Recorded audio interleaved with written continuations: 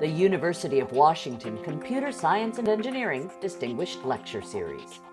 I want to welcome you to Computer Science and Engineering Distinguished Lecture, this time offered jointly with the UW Data Science Seminar. Hopefully many of you heard John Kleinberg's first talk in the Data Science Seminar yesterday. So it's a real pleasure to welcome him here to the University of Washington once again and to thank him for spending 2 full days with us. It's been really invigorating. John Kleinberg is a luminary of the field of computer science and computational social science. He, at a tender age, is a member of the National Academy of Engineering and the National Academy of Sciences. There are very few people of any age in our field who have that distinction. Longtime faculty member at Cornell. He even persuaded them to hire his kid brother. That's been quite an accomplishment. So they are overstocked with Kleinbergs. And he really has been a pioneer in computational social network analysis. It's just been a revolutionary way to think about the networks that are parts of our lives. So without further ado, help me welcome John Kleinberg. Thanks for being here. Thanks a lot. All right, great. Thanks very much. Can everyone hear back there? That's good? Good, OK. Well, yeah, thanks Ed, for that nice introduction. It's been great getting to spend a couple days here and just meeting with both people whose work I've followed for a long time, as well as some new people who I'm just getting to meet. But just, I mean, the amount of work going on here that I follow and admire and am influenced by is huge. So it's always great to get to visit University of Washington. So I started my talk yesterday by noting that I first gave a talk here in 2001. Really when the web and all the movement of information and social activity onto the internet was really at a much younger stage. And over the time since I first visited here, there's really been this movement toward people sort of interacting much more directly online with these systems, having this kind of subtle element of design in the background. And I want to explore this theme a bit further, particularly in the way that incentives get introduced in these systems. And I'll hope to kind of move from starting with the online world, but eventually think about some of the incentives get subtly introduced into our offline environments also. So among all these various systems, one thing that's, I think, standing out in a lot of them is the way in which people are not just interacting with them in a kind of one-off or short-term way, but where people have these sort of very long, visible, and virtual lifetimes on these systems. And they set long-range goals for themselves, right? So an editor on Wikipedia, after they've logged 10,000 edits, might, for example, go up for promotion to an admin position on Wikipedia, something which actually requires sort of submitting your Wikipedia CV effectively and going through what looks like a sort of 10-year review and promotion process. Right? Someone in the Khan Academy or any kind of online course or a MOOC might set goals to achieve certain things. Stack Overflow similarly has a long-range reputation systems, which I'll get back to. And of course, long-range planning is something where which is something that we all do in our everyday lives. It's really been moving into the online domain. So, as when people design systems, the question is how do you steer that kind of long-range planning, right? Rather than creating incentives for you just in the moment, I may want to set up force fields that cause you to do certain things over much longer periods of time. So there are lots of ways to do that, but one that's kind of come on really fast in the last 2-3 years is the use of badges, right? These sort of virtual rewards, virtual insignia that say, if you do a certain amount of a certain kind of activity, you will get this recognition, this badge, this indication of some sort. So we see this, Stack Overflow, big use of badges. Foursquare, very early adopter of badges. Open badge frameworks, seeing them in online education. And the funny thing about badges is they're at once sort of very simple to talk about, but they're also actually quite complicated in the behaviors that they induce, right? And something interesting always happens when you have these very simply expressed primitives that induce very complex behaviors. First of all, badges are kind of multifarious, right? In the sense that when I offer you a badge or offer you the prospect of getting a badge, I'm doing several things. One is it'll recognize that you're a skilled, high-achieving member of the community, but it also creates an incentive on you to try achieving that landmark. And because there are all these different things, I'll be thinking much more about the incentive systems, but because there are these sort of different dimensions, a lot of different frameworks have been employed for reasoning about badge systems, right? Ranging from, social psychological things, as in this influential work of Jodian and Liz Churchill, my own colleagues David Easley and Arpita Ghosh thinking about game-theoretic methods, alums of your, quite distinguished alums of your program, like Jason Hartline, thinking about sort of auction-based methods for doing this. I mean, badges are sort of one kind of incentive, but I'll start with badges because they're simple to talk about, and then I'll try to sort of open outward from there and think about some of what's going on. Badges, of course, also exist in the offline world. That's an array of military medals, right? We see, in education, we strive for long-range goals. In the government and the military, we in science are not immune from this. And actually, I'll come back to that. In science, we also strive for badges. So we want to get our papers accepted to prestigious venues. We want things that will have no direct impact necessarily, or a weak impact on our monetary compensation, but clearly have outsized effects on the things we strive for. And again, it's really in this context that we think of the online badges as really existing in that whole space. Okay, so again, I don't want to put too much weight on badges. They're one way of implementing these kind of incentives, not in the moment, but for this kind of long-range planning. And so with that in mind, here's a kind of three-part outline, and I'll try to sort of hit on all three of these different topics. First, I'll stick with badges and talk about some work that I did with my colleague Dan Huttenlocher at Cornell, our former postdoc now, very successful Stanford faculty member Yuri Leskovich, and his student Ashton Anderson. So basically looking at sort of a model of how people work toward badges and looking at some of those effects on Stack Overflow. Then we'll sort of take what we learned from badges on Stack Overflow and think about trying to build theoretical models of two aspects of it. The first is just this idea of long-range planning, right? How is it that people actually plan for the future? In part one, we'll start with a very simple classical model of planning for the future. But we'll talk about some of the ways in which that breaks down and try to import ideas from behavioral economics, particularly the idea of time inconsistency, to think about the more subtle ways in which people plan. And here I'll pose what I think are some interesting theoretical open questions. It's a nice further open meta question to relate that back to some of the data sets that we worked with in part one, but I'll stick with the theoretical questions here. And then finally, as promised, I'll turn this on to science, the second strand of this, the ways in which incentives can torque behavior in interesting ways, and sort of talk about actually one of the first things which I thought about in the space, again, jointly with my former student, Sigal Loren, sort of a response to how we can use some of these ideas of game theory and incentives to understand some of what people have perceived as pathologies in the scientific community and how people work and stuff. All right, so that's the plan. We'll start with this first one, which is sort of a nice self-contained thing, how we looked at Stack Overflow and what happened, and then fork off these two themes, long-range planning as an issue in itself, and incentives and how they steer behavior. Okay, so we looked at badges on Stack Overflow. So Stack Overflow, we should talk a little bit about that. So lots of you know and use Stack Overflow, I'm sure.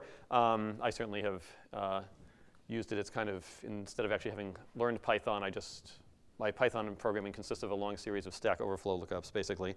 And so, here's what a Stack Overflow page looks like for those of you who haven't used it. Someone has a question. How should I compute connected components in a graph with 100 million nodes? A nice question.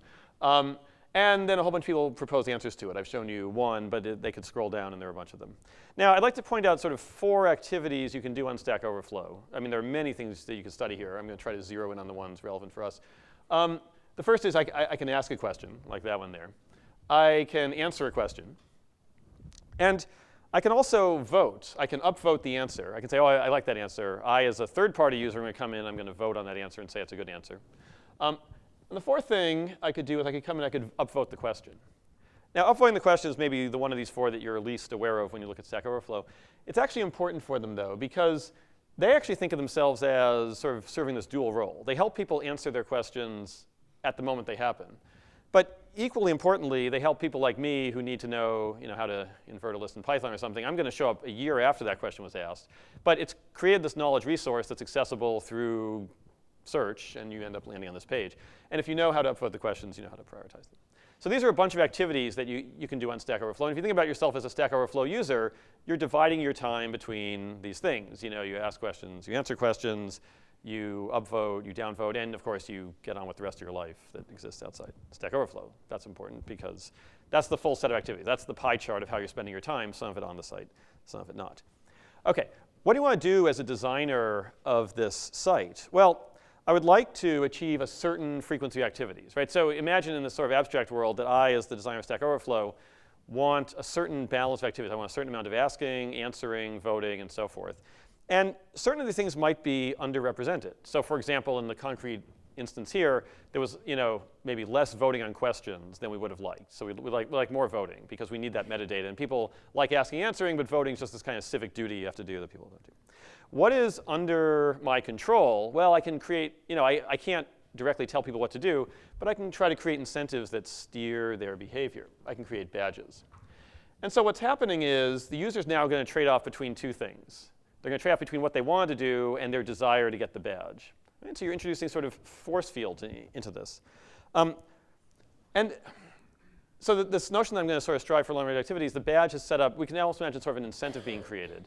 And that's something that we're going to think about. Now, I'll mention sort of two things that got our intuition going here. One was we sort of did some initial, Ashton, Uri, Dan, and I were doing some initial exploratory data analysis of this. And we were watching people's trajectories through Stack Overflow, their life histories.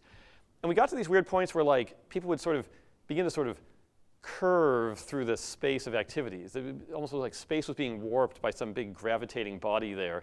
And when we looked in that part of the space, there was a badge.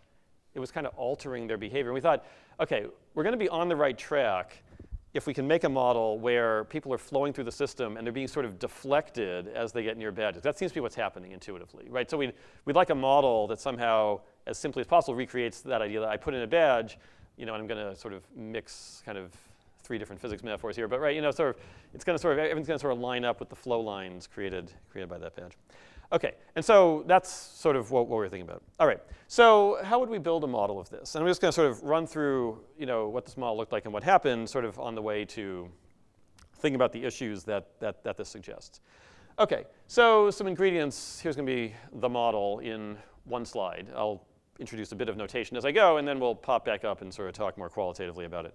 But for one slide, let's just delve into what a model like this would look like. So think about, I'm on the site, and I have some action types that I could do. A1 is asking a question, A2 is answering a question, A3 is voting on an answer, whatever. For pedagogical reasons, maybe I just have these 2 action types in my picture. So the user state is n-dimensional. The user has a preferred distribution over action types, meaning when I decide what to do next, I'm going to flip a biased coin and choose one of these actions, and I'm going to do it next. That's a modeling choice. You could say, why aren't they deterministically choosing? Stuff gets actually messier then. So let's imagine I have a preferred distribution. At any given point in time, I'm just going to randomly select from it. And there's another probability going on, which is that there's some exogenous force. Like, if I believed I would live forever, then eventually I'll just get around to doing everything, and then there'd be no pressure on me, like whatever. But our lifetimes are finite, and I realize I'm going to eventually leave the site because maybe I'll get a job that's less boring, and so I won't need to answer Stack Overflow questions, or maybe I'll get busy for some other reason, or I'll find a better site. I might just leave before I ever get the badge. And so if the badge is way off in the future, it kind of matters less to me because it's just way out there. So that's what someone's history looks like on my imagined model site here. It's sort of like a little video game player who just kind of moves up and to the right randomly, right? When they draw from P, and they either move to the right or they move up, and they just kind of do that staircase walk. And eventually, with probability delta each step, they just evaporate, and they're gone. That's what someone's lifetime looks like. OK, fine. What do I get to do? I get to introduce badges. So a badge, I'll say, is a monotone subset of the state space, which just means once you're into the subset, you're permanently in the subset. So for example, everything to the right of that blue line is a badge, right? So if you cross the blue line, you now have the blue badge. And you'll have the blue badge forever, and whatever abstract value that confers on you, V sub B, you've got that. I'll come back to the question of why are these badges conferring value, which is, of course, a very interesting question. But for the model, we're just going to axiomatize the conferred value. The red badge is that horizontal line. If you get above the horizontal line, right, so basically the blue badge says take 10 actions of type 1, you'll get the blue badge. The red badge says take 5 actions of type 2, you'll get the red badge. Right? And these are now goals you might see for yourself. OK, since you like the badges, but you also like doing what you want to do, you now face a choice. You don't have to use your preferred distribution P over actions. You could pick a different one, maybe in which you vote and exercise your civic duty more frequently than you would like to because you want that badge. Right? What would that look like? Well, I would say you can pick some other distribution, X, to get the badge more quickly. That comes at a cost, because if you pick one that's very different from what you want to do, you sort of pay a penalty for not doing what you really want to be doing. So there's this cost, G of XP. All right, I think I've now actually written down, this is the fundamental trade-off. You want badges, but you want to do what you natively want to do, namely distribution P. What does that optimization problem look like? Well, actually, so for those of you who've thought about dynamic programming algorithms recently, this is sort of setting itself up as a very natural dynamic program. In fact, in a sense, if you thought about Markov decision processes, at some level, I've built a Markov decision process here, although it's not worth doing the exact mapping to that formalism, because this is relatively self-contained. But it's basically saying that in every state A in this grid, I'm choosing a distribution. It can be different in every state to optimize my expected utility going forward into the future. And what is my expected utility? And this will be sort of the longest equation I write here, and then we'll pop back up. Well, I have a term for all the badges I've won. I pay a penalty for the cost of not doing what I wanted to be doing. And then recursively into the future. With probably 1 minus delta, I live to play one more round. And if I play one more round, I'm going to be in some distribution over next states, which I've recursively computed. Now, there's a little bit of drama involved in solving this dynamic program, because if you think about dynamic programs, what do you want to do? You want to initialize the base case and then start applying this inductive thing going upward. My problem is that my induction is actually going backwards, because if you think about projecting into the future, my current value is dependent on future values, and that goes on infinitely, because I could in principle live forever. So we need to be a little careful and apply some fixed point reasoning here, but it's not actually that hard to work out. And so we can actually solve this. And so we thought to ourselves, again, the hope would be to say, P is actually this little orientation vector that I'm selecting from. And again, if we're on the right track, we should see that people are starting to steer toward badges. As they sort of see the badge coming, they sort of feel it more strongly. They might steer toward it. Yeah? Why is an optimum always deterministic? So the optimum, it depends what the form of G is, for example. But if I put some simple convex G on this, then because P is a distribution, you actually end up mixing. Right, because P is a mixture. Right, because your preferred thing is a mixture. And that's sort of why it's important. Otherwise, as a modeling device, this turns out to work well. If I made it deterministic, you would follow these weird rectilinear lines. We'd go straight for one badge and then straight for another badge, which somehow is, yeah. A different way to say it would be that you satiate on activities. You don't want to do the same activity. So I have a kind of diminishing returns for doing the same activity over and over. That'd be a messier way to model it. This somehow seems to get the same thing. Good question. OK, so we can solve this. And it basically says for each one, we're going to have a little vector pointing, here's how I'm going to behave at every state. So I'll solve a simple example here with just some made-up parameters. And indeed, it sort of looked the way we wanted it to, right? So these are the flow lines through the space. Here are 2 badges. And I'm starting, so first of all, if you want to figure out what I actually want to be doing, you should look at my behavior after there are no more badges to win. Because at that point, you've lost all control over my behavior. I'm just going to do what I want to do. Until then, and so at the beginning, you notice I'm sort of parallel to the flow line to the end. Because the badges are far away, I'm like, the chance I'm ever going to win a badge is pretty low. So I'm just doing this. And again, I'll describe intuitively the reasoning, but the reasoning is just carried out by a dynamic programming that's optimizing, right? It's not actually thinking any of this. So, but these things are far away. So that 1 minus delta to some high power, you're not really going to get there. But if you start accidentally drifting this way, suddenly you start feeling that badge. That badge has a much higher value to you because there's a much better chance you're actually going to reach it. So you start steering more and more aggressively to hit it. Of course, once you've done that, now the other badge remains to be found. And so it really is like these badges have set up these sort of, charged plates, gravitating bodies, pick your favorite physical metaphor, and they're really sort of, all the iron filings are kind of lining up with that flow. It's sort of what we wanted. Now, there's interesting, I mentioned on an earlier slide, although didn't actually talk about it, the goal gradient hypothesis, which is a notion for psychology that people want closure in the actions they take. So as you see the end coming, a sense of closure means you're going to sort of speed up and try doing it. This, on the other hand, is sort of not making any psychological assumptions. It's saying rational optimizers would also do this kind of start speeding up as the end is in sight. They differ in their prediction of what's going to happen afterwards. Because notice, the instant I get the badge, I just reset. I say, OK, I've got that badge. Versus maybe I kind of learned to like voting. So after I got the badge, I kind of like this voting thing. I'll keep voting. There we could go to the data. And so we could ask a couple questions. One is, in the data, do we actually see you speeding up as you approach the badge? And what do we see right after you win the badge? OK, so let's look at sort of one thing at a time. So this is a synthetic example. If I just project my 2-dimensional picture onto 1 dimension, this is, say, a badge on A1 causes you to ramp up your amount of A1 actions and sort of ramp down everything else as you approach the badge boundary. Let's look at actual Stack Overflow data. So for sort of exposition here, I'll pick 2. These are the main 2 we looked at, really. 2 cumulative badges on Stack Overflow. If you vote either on questions or answers 300 times, you will get the civic duty badge. An even harder badge to get is if you vote on at least 600 questions, you will get the electorate badge, which is a harder badge to get and sort of correspondingly a little more prestigious. OK, so we have this 5-dimensional state space. You can ask a question, answer a question, vote on a question, vote on the answer, or just do an offsite activity. OK, and here's what this looks like. So I'm going to show you time axis here is how far you are from winning the badge, and the y-axis is how much of each of those activities. So it's sort of mapped onto this kind of color scheme. And here's what we see. So civic duty badge, actually we're measuring this in days rather than actions, although it would be the same either way, really.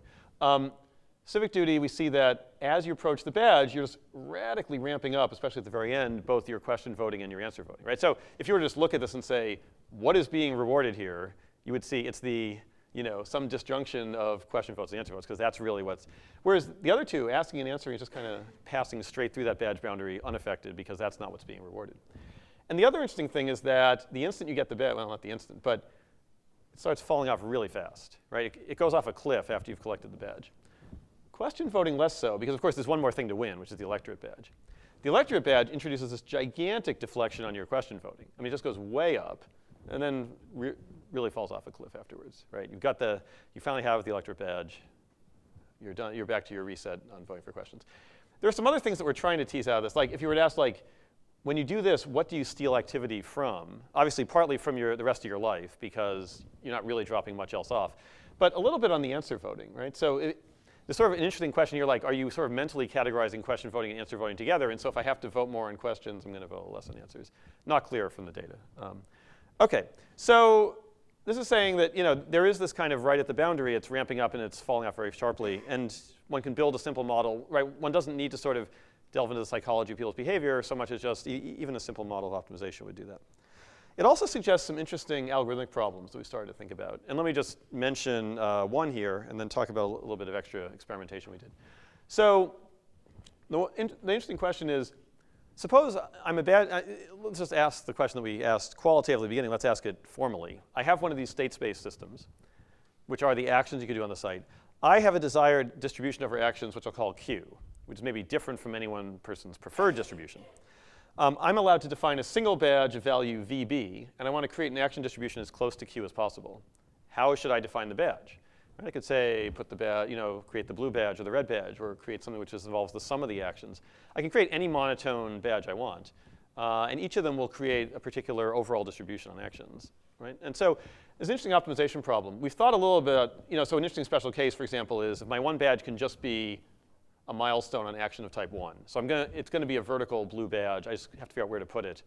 There's an interesting sort of, and my goal is just maximize the amount of action of type 1.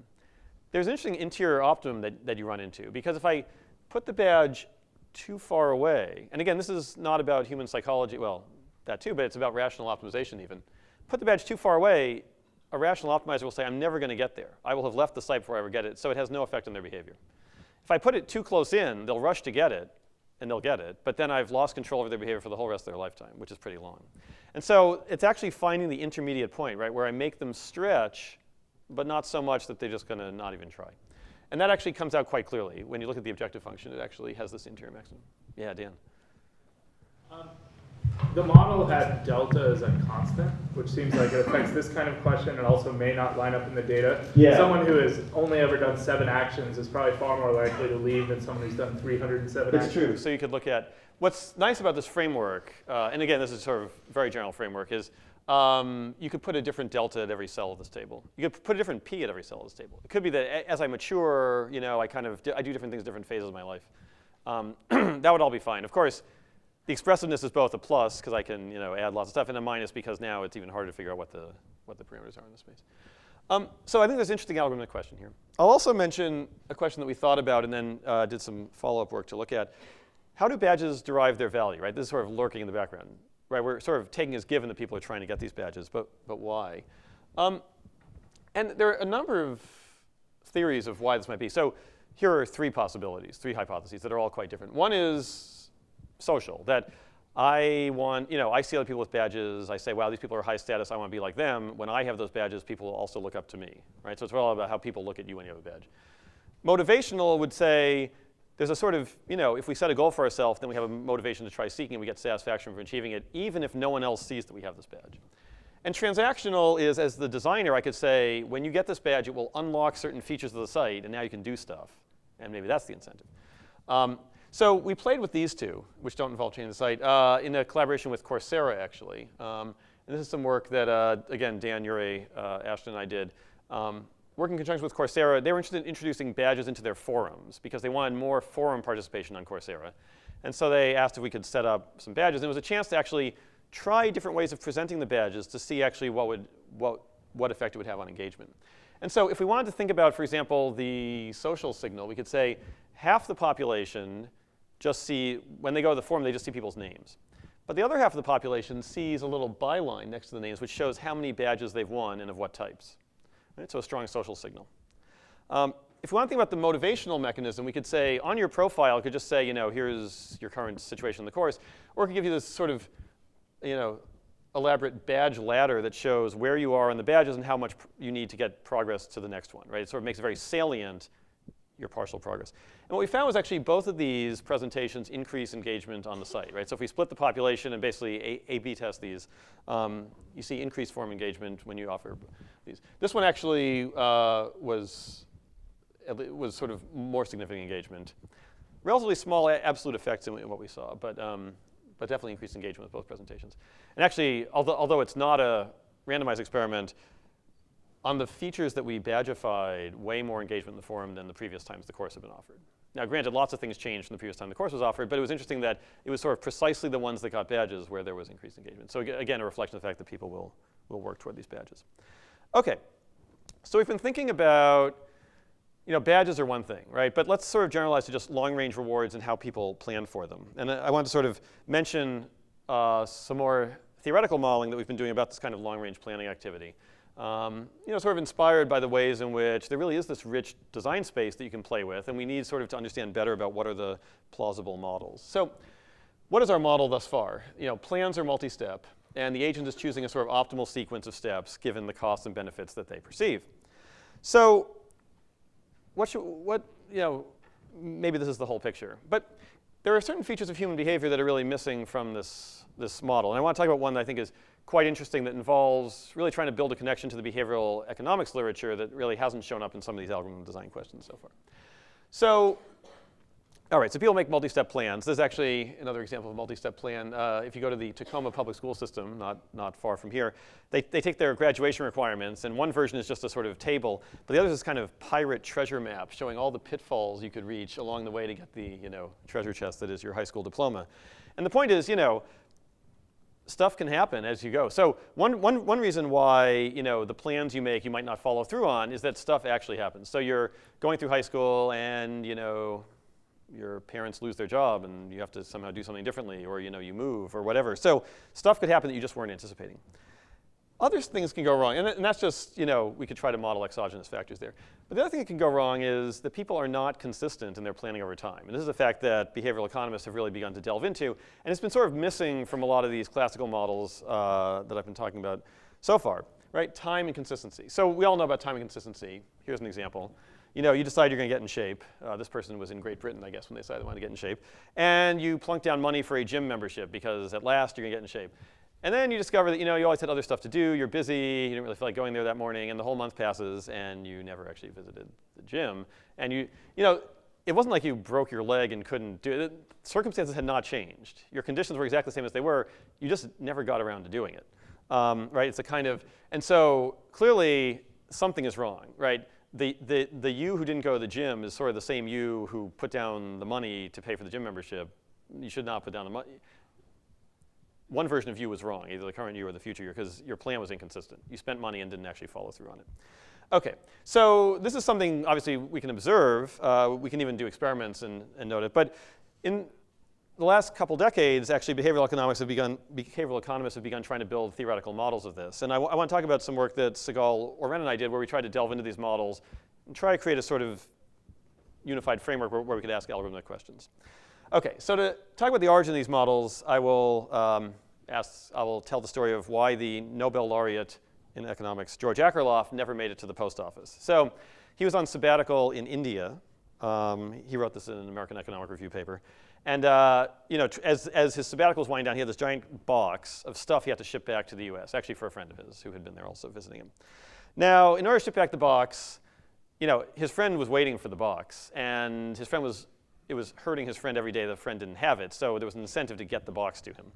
But it's a pain because you had to go to the post office in India. It was sort of a long trip. You had to wait in enormous lines, fill out lots of forms. You were going to lose a whole half day. But you were going to have to do it at some point because the box had to get back to your friend. So basically there's a one-time effort cost of C to ship it, and every day it hasn't been shipped, there's a loss of use cost X. Okay, so George Akerlof was faced with an optimization problem.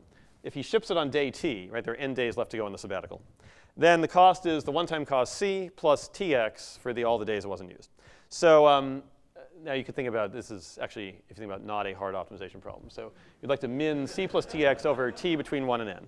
And that is minimized at T equals 1, right? Do it today for crying out loud. Just send the box.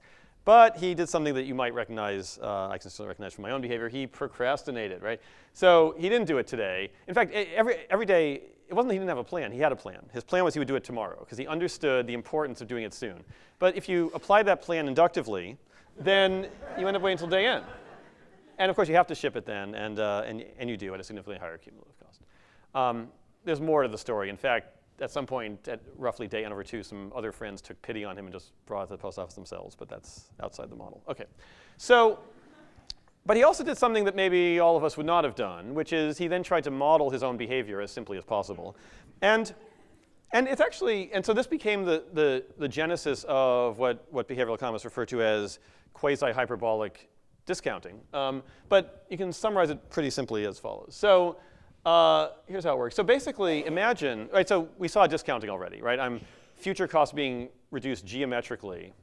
But if I reduce costs geometrically, let me digress for a second before I read the notation here. If I reduce costs geometrically, everything is very consistent over time. Because basically it says tomorrow is like exactly like today, but just scaled down by 1 minus delta. So whatever I was going to do today looks, just everything got scaled together.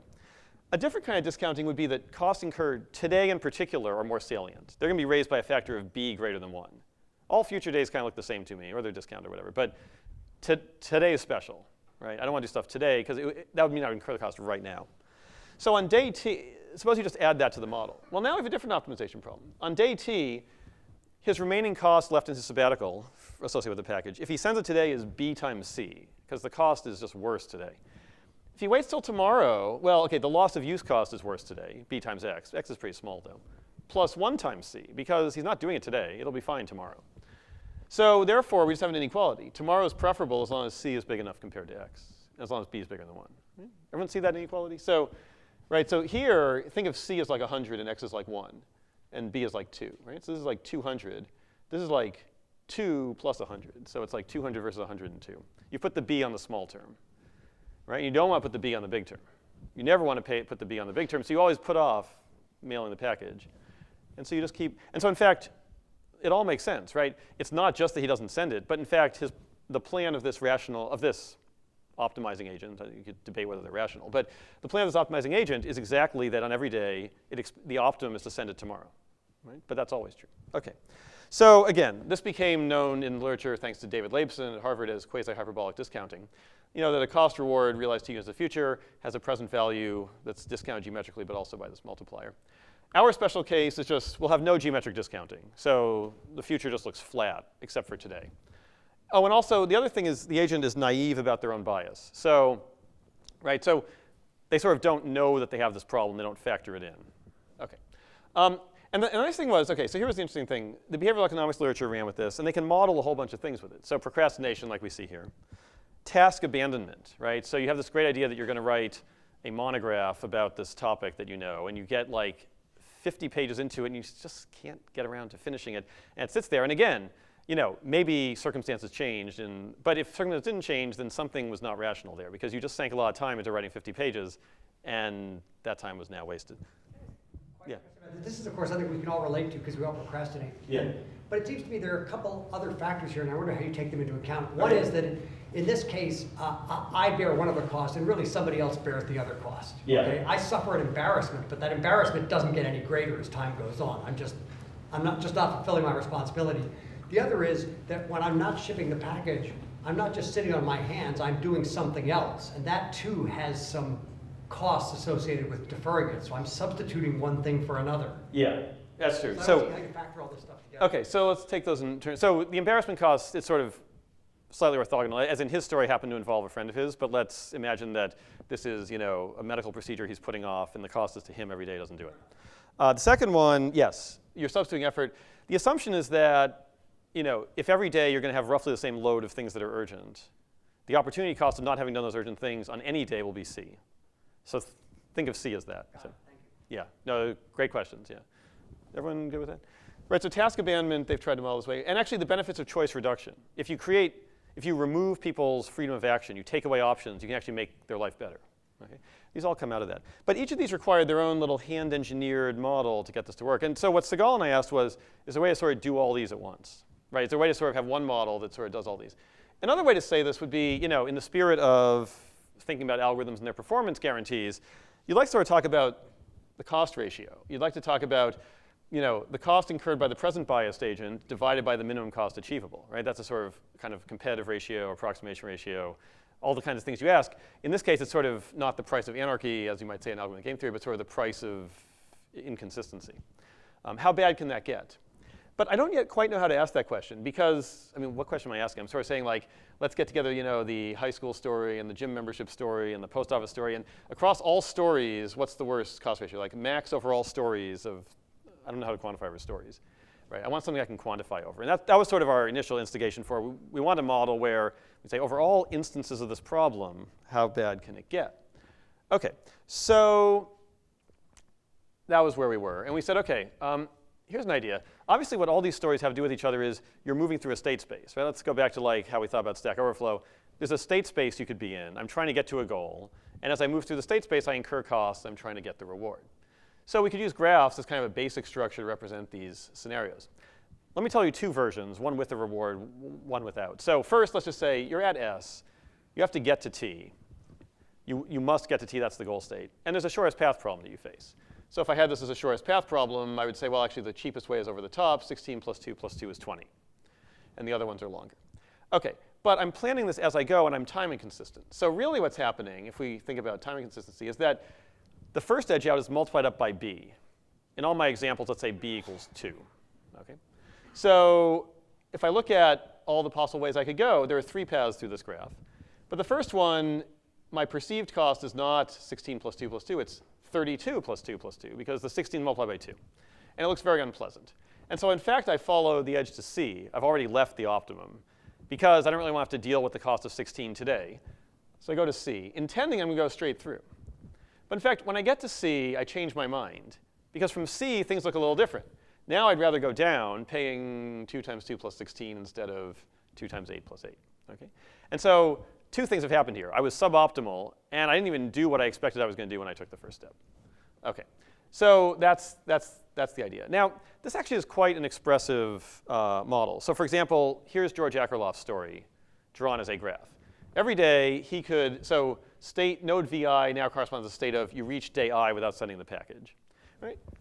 At the start, he could just go straight to the stupid post office. It would be all over. But he doesn't do that. He procrastinates by going to V1. At which point he could go straight to the post office and be all over, but he doesn't. He goes to V2, and he just wraps all around the cycle till he has to go to the post office. Okay? That's his story. And we can actually draw a bunch of stories, like the class, which could either tell you, you must do 1 homework per week. I'll impose deadlines. Or I could tell you, here are the 8 homeworks. You're all adults. Plan your time accordingly, which is, as you know, a guaranteed disaster. By eliminating their freedom, you can actually get the homework done. In fact, I could draw a grid-like graph showing the time series of that, sort of a trellis graph, and actually show you how carving out nodes. So I can draw a bunch of stories this way. OK, let me actually tell you a bit about the deadline one. Here's version 2 of the model. In version 2, there's a reward at the end. And so you can decide whether to continue or just give up. The remaining cost has to be worth the reward you're going to get. Okay? So what happens here, for example, you look at these two options. And you say, this one is a perceived cost of 2 times 2 plus 6 is 10. 2 times 3 plus 5 is 11. I'm going to go over the top route. OK. But then you get here, and you're like, whoa, the rest of this looks like 12. No longer worth the reward at 11. And I actually give up. Right? Halfway through my 100-page monograph, I stop at page 50, because just frankly, this just seems like too much effort to finish it off. And I've wasted all that cost. And the funny thing is, we already, with this graph, can sort of for free model the benefits of choice reduction, right? Rather than have to do a whole new hand-engineered model, all I have to do is observe that if I just deleted node A, you would actually complete this thing. You would actually say, well, actually, the 11, I break even, I'll do it. And I get to B, and looks like 10, and I finish. Right? So if I take away your free node of action, right, a time-consistent agent would never, ever, this would never, ever help them. Right? For a time-consistent agent, more options are always better because they're just minimizing. Always good to minimize over more things. But for a time-inconsistent agent, taking away stuff, right, so like imposing a deadline on the homework can actually help them complete things. OK. So how bad can the cost ratio be? Let me tell you about one theorem that we proved here. So in fact, the Akerlof story is mild compared to how bad things could actually get if we start optimizing our graphs. The real bad one is almost sort of too painful to contemplate. Is, you procrastinated, and so you went to node V1, and now it's going to cost way more, right? But c times x plus c cubed. So if I make b roughly c, I can rig this so that the cost to go to the post office every day is getting exponentially worse. Because maybe it's not the post office, maybe it's something really unpleasant that's getting worse rapidly, right? And yet, I can always keep it right at the margin where you're just going to keep going and finally going to pay this whopping cost of c to the n at the end of all that. Okay? So it can be exponentially bad. So we asked the question, this structure kept coming back, and the Akerlof story kept coming back. And so the question was, could we characterize instances which had this exponentially bad cost ratio, right? And here was sort of a question that we had. Informally stated, must any instance with a large cost ratio contain Akerlof's story as a substructure, right? Is this the only way things can get really bad? Now, what's nice is if you just ask this question, it's not clear what in the world this even means. But with graphs, we can actually say what we meant by that question. And the way we're going to do that is using the theory of graph minors, which allow us to talk intelligently about substructures in big graphs. Just to kind of lay out terms here, what do I mean by a graph? So I'll say small graph H is a minor of a big graph G if I can contract connected subsets of G into supernodes and thereby produce a copy of the small graph H. So to be concrete, I claim this graph in black has the complete graph on 4 nodes K4 as a minor, because I can find 4 connected pieces here, treat them as supernodes, and sure enough, I have a clique on 4 nodes. Okay? So this graph here has a K4 minor. OK. And with that in mind, I could say, all right, so one way to talk about Akerlof's story as a substructure is say, let's take this graph which is directed and has costs. We'll abstract away from that and just say that's the undirected skeleton of it, right? It's this thing which I'll call a AKfan, which is a path of k nodes and one node that kind of stars out to all of them. And so here's a theorem that we can actually prove, which is that, yes, actually, Akerlof's story is essential to anything where you get exponentially bad. So for every exponential base lambda, there's some epsilon. So if the cost ratio exceeds lambda to the n, right, so if we're exponentially bad for any exponential base, then the underlying directed graph of the instance contains a K-fan minor, where K is actually linear in the size of the graph. Right? So it says any graph where things get exponentially bad, a constant fraction of that is taken up by a big copy of Akerlof's story. Right? That is the unique way, in a sense, in the structural sense, that you can actually get exponentially bad stuff. OK. There are a bunch of other questions that we asked. I'll tell you one and then move on to my final theme of this talk. So here's another question, which actually leads to, I think, is a very nice open and I think very concrete algorithmic question, actually. Here's the question.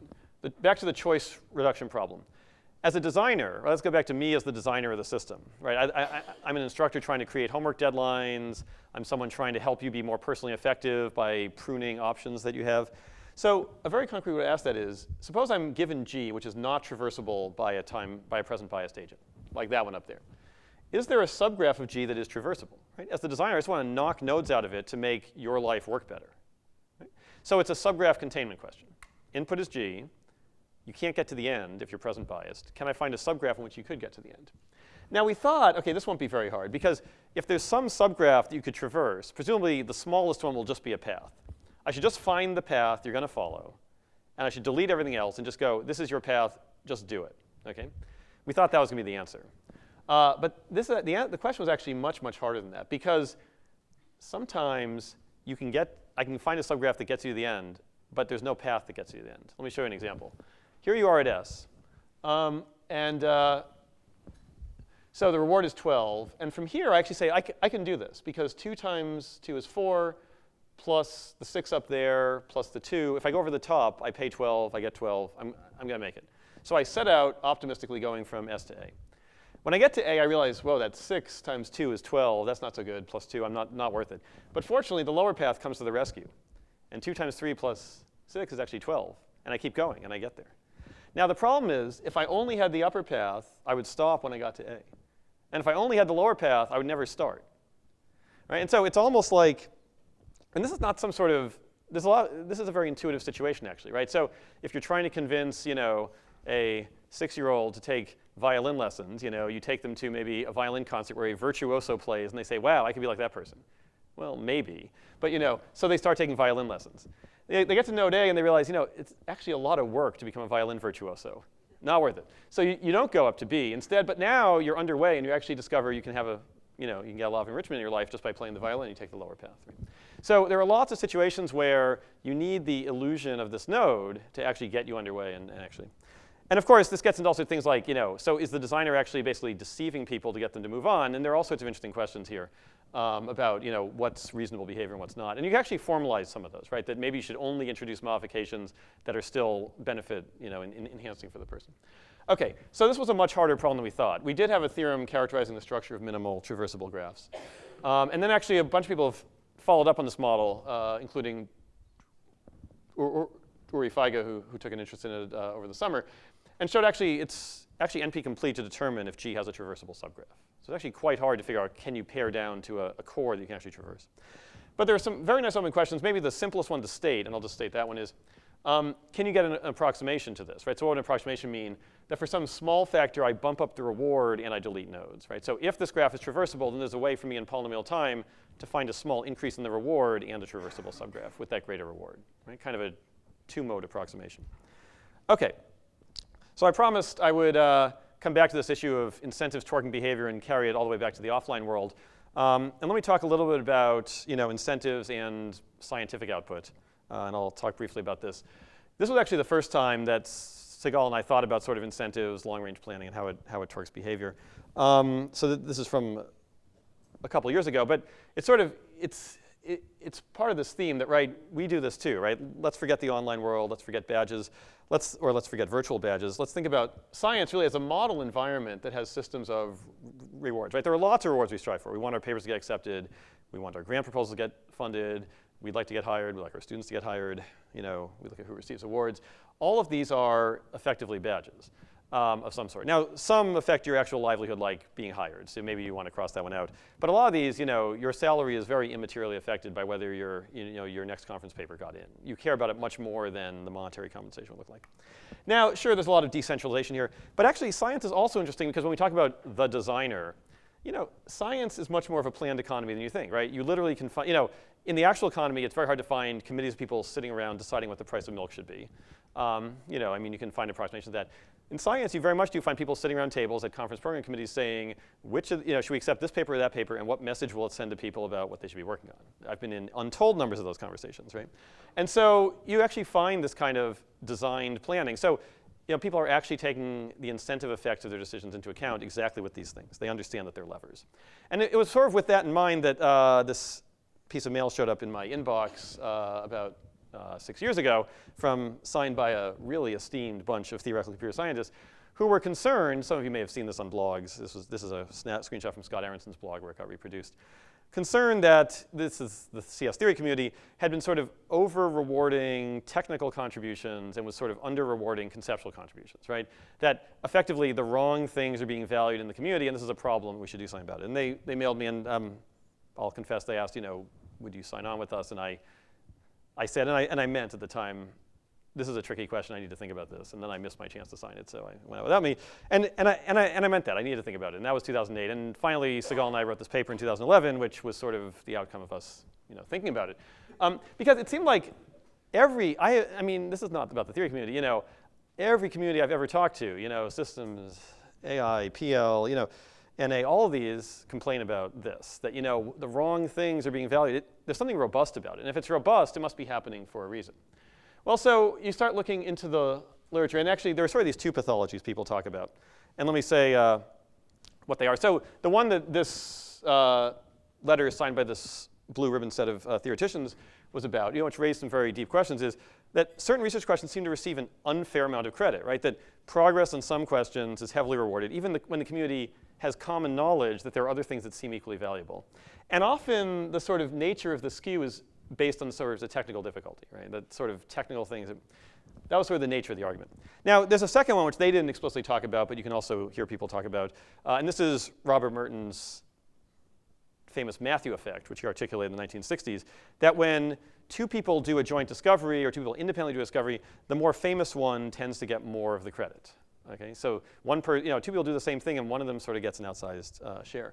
And this is named the Matthew effect, not because basically because of the book of Matthew in the New Testament of the Bible, which basically contains the sentence that they that have shall get more, and they that have very little will lose even that, basically, in translation. Right, and so he was quoting that from the book of Matthew.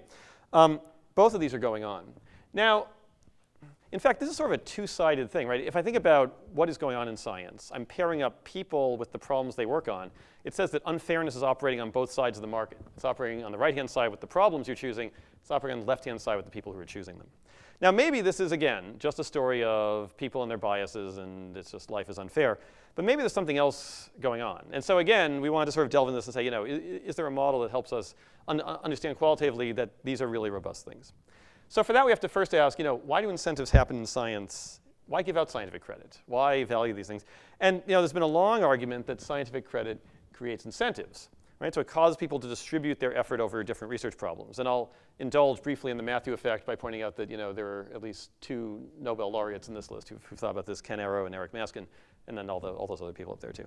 So, but actually, probably my favorite piece of writing about this is actually by the French cultural philosopher Pierre Bourdieu, who did a lot of the early work on social capital, for example, who phrased it this way, which sort of I think describes it nicely, that research motivations are organized by reference to anticipation of symbolic profit, right? And what they do is they concentrate on problems regarded as most important ones. The intense competition triggered off likely bring out a fall in the average rate of profit if you work on these really highly competed for problems, and hence the departure of fraction of researchers toward other objects which are less prestigious, but around which the competition is less intense, so that they offer profits of at least as great, right? You move on to these less popular problems because it just got too crowded there. Actually, I mean, for a French cultural philosopher, kind of a really nice statement of like load shedding in a distributed system, right? Just too much is there, and then we're going to move on to this other thing. Okay, now this all got taken and actually turned into a nice model for how scientists choose problems by the philosopher of science, Philip Kitcher. And when we thought about it, his model had a bunch of bells and whistles that we didn't need. He was really thinking about like natural scientists who were doing experiments, looking for evidence for sort of natural theories. We were sort of thinking about its sort of original formulation in that email as sort of hard, open math problems that you could choose to work on. So let's think about it that way. So how's this going to work? And I'll show you this one model, and then we'll just wrap up with some reflections and be done. So here's how it works. So I have researchers and I have problems. On the left, researchers A, B, C, and D. On the right, 3 problems, X, Y, and Z they could choose to work with. In this very simple model, because again, I would like the simplest, if I can get this sort of human unfairness to emerge from a very simple model, it'll suggest a certain conceptual robustness to it. So we're going to try and make this very simple. Each open math problem has 2 parameters. It has an importance.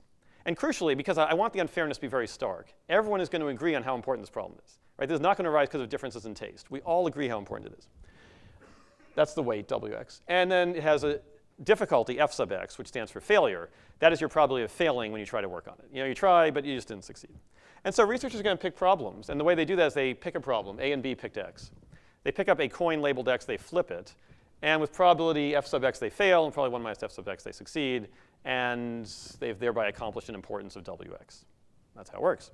So each person's going to pick a problem to work on. And so it's a game, right? It's a simultaneous move, multiplayer game, one shot. We're all going to pick a problem to work on. Okay? And so we need to figure out what's our payoff, what's the benefit to society, and then what do I mean by Nash equilibrium? So, well, here's society's benefit from all the problems that get worked on. Well, for each project J, I will get a benefit of Wj if someone succeeds. And for someone to succeed, they shouldn't all fail, so that's the expression. Right? That's them all, not all failing, and that's the word.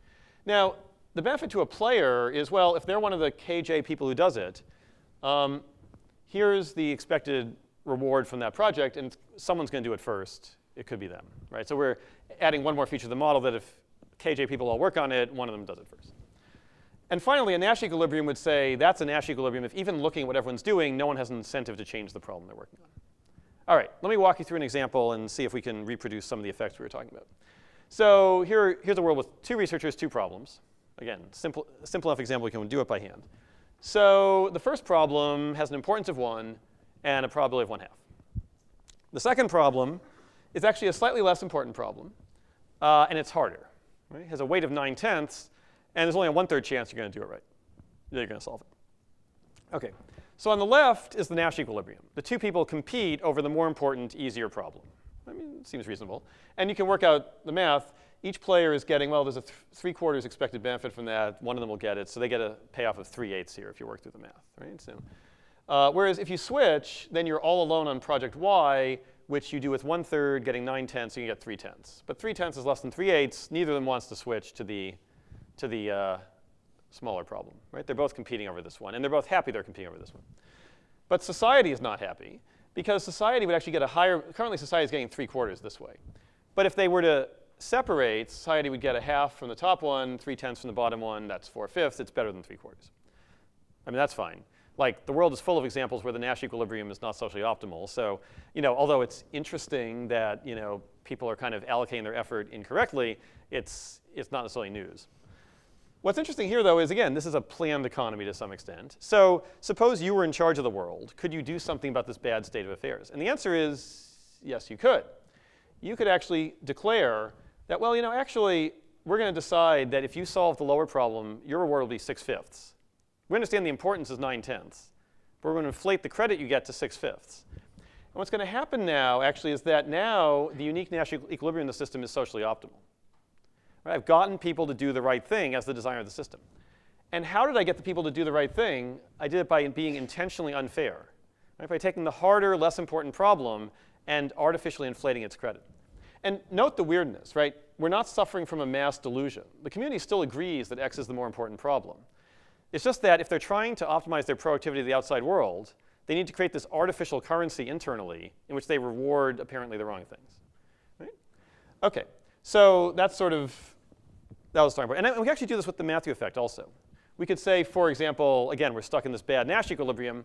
Instead of rigging the right-hand side, I'll rig the left-hand side. I'll say, here's A versus B. And you two are identical researchers. But because A, went to a more prestigious school, or they're, somehow more attractive or whatever, A is going to have a higher relative share of credit than B.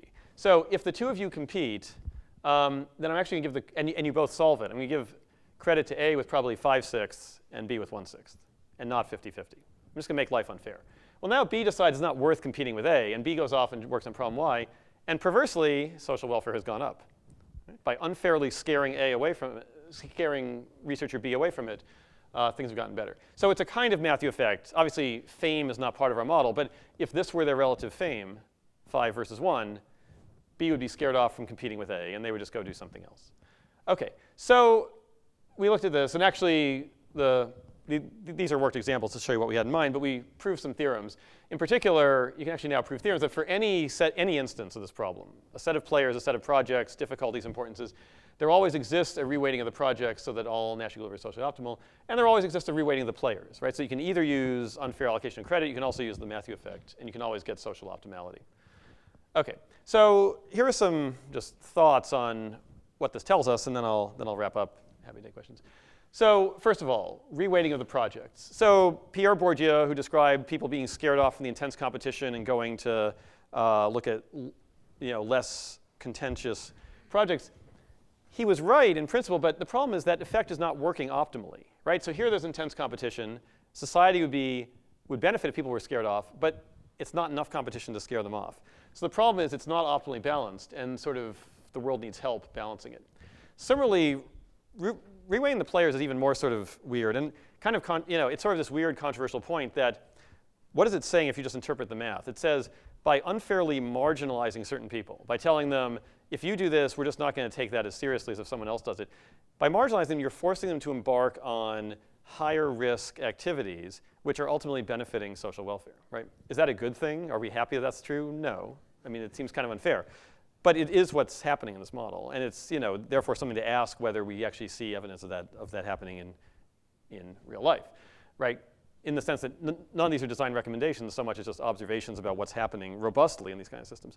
And finally, one intriguing thing that we saw as we played around with this, there were a bunch of intriguing effects, a community size effect that for the very same set of projects, if I add more and more identical players to the system, the equilibria start changing.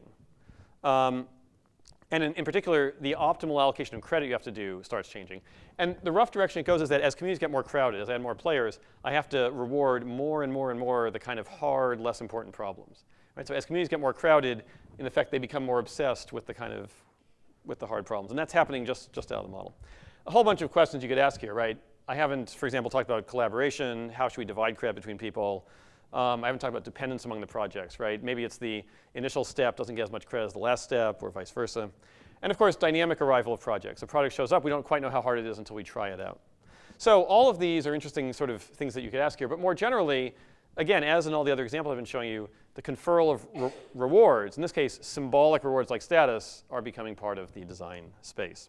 OK, and so in the end, that's roughly what I had to say about incentives and how they steer behavior. I think all modeling activity involves a kind of bending of reality where you start with this colorful Foursquare page full of badges, and you ask, hey, what's going on here? And you end up with pictures of state spaces and pictures of flows through them. And that's sort of been the kind of attempt here to think about how can we conceptualize what's going on with something that a priori looks messy and involves human behavior. How can we try to impose certain models on it to get qualitative ideas of what's going on? I think there's a bunch more to be said about various questions, and I'll just pick out 3 of these.